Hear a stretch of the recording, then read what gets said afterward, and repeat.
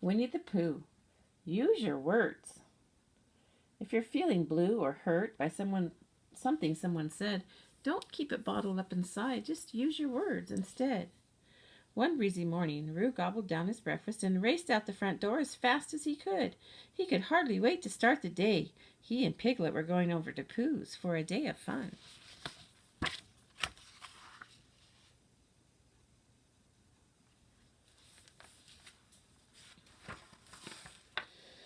He was waiting outside for Piglet when Kanga called to him, Roo, it's a little cold out. Please come back inside and get your scarf. Roo pouted. Oh, Mama, do I have to? But Kanga insisted, so Roo huffed into his room. If you have something to tell me or want to share how you're feeling, please use your words, Roo, she reminded him. I'm mad because I had to come back inside, Roo said. All right, but you still need to wear your scarf, Kanga said softly.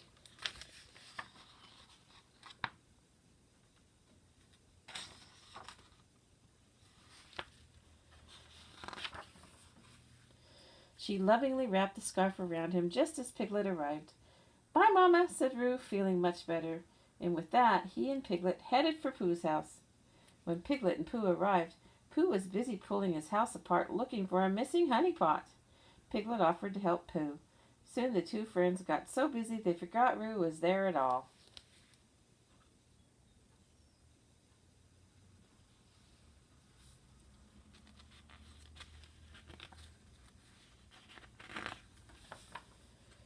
Hey, why don't we play a game? Suggested Roo.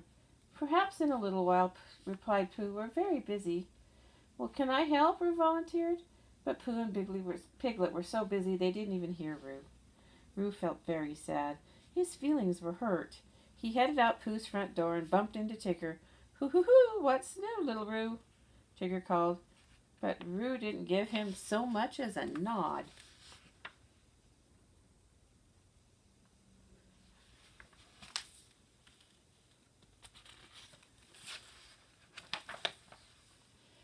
Why so glum, chum? Tigger asked, trying again. Can't help you if I don't know what's wrong. But whatever it is, I bet a good bounce would make you feel better. Not even bouncing could cheer Roo up. Soon the pair came across Rabbit, who was pulling a wheelbarrow. What's the matter? Asked Rabbit. Roo did not reply. I can't fix it if you don't tell me what's broken, Rabbit said. He kindly offered Roo an apple.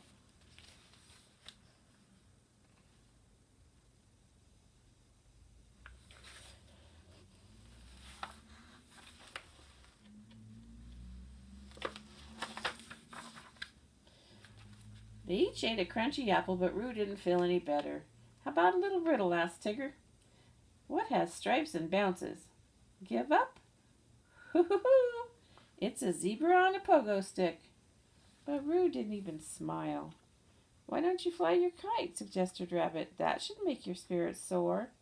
Pooh and Piglet were going to play with me today, Roo sniffled. The more he thought about it, the sadder he got.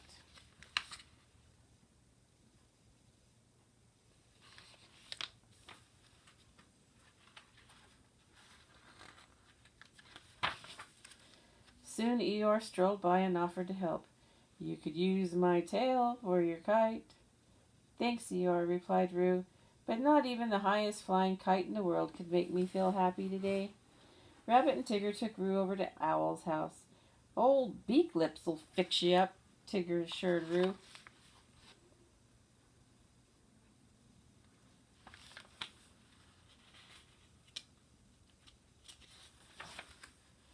Well, I say now, remarked Owl, seeing Roo's long face. You're a sad little fellow today. How about a story to cheer you up? But even though Owl's story was quite amusing, it didn't make Roo smile even a little bit. When Roo got home, Kaga noticed he was not himself. What's wrong, Roo dear? She asked gently. Are you still upset from this morning?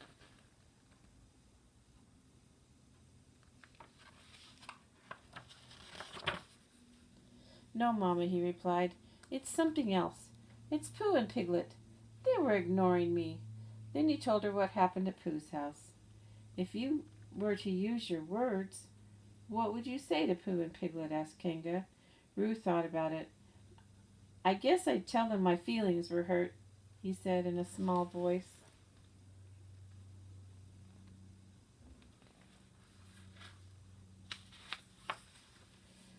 Then maybe that's what you should do, Kinga said, giving Roo a little nudge.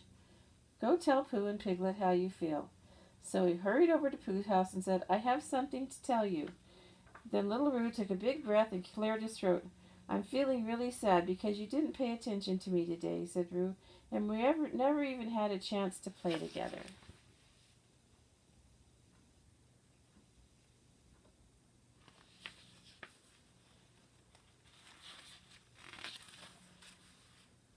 Oh, bother, sighed Pooh.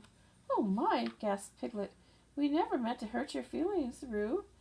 Pooh, we were so busy looking for the missing honey pot that we forgot our manners. We are so sorry, Roo, said Pooh. We won't ever ignore you again, cried Piglet. We promise. Then Pooh and Piglet gave their little friend a big hug.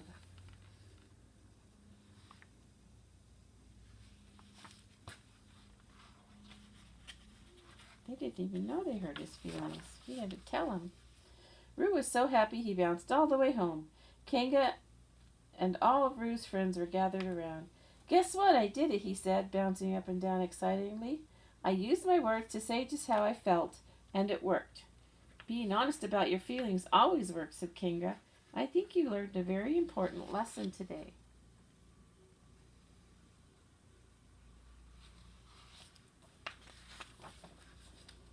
Suddenly Roo smiled from ear to ear. Expressing his feelings made him feel better than all the apples, stories, and bouncing in the whole world. You know how I feel, Roo? You know how I feel now, Roo asked all his friends. We can guess, said Kinga, smiling, but why don't you tell us? I feel really, really happy, Roo shouted, and from now on, I'm always going to use my words.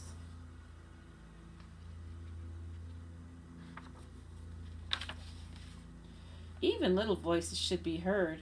Always say how you feel.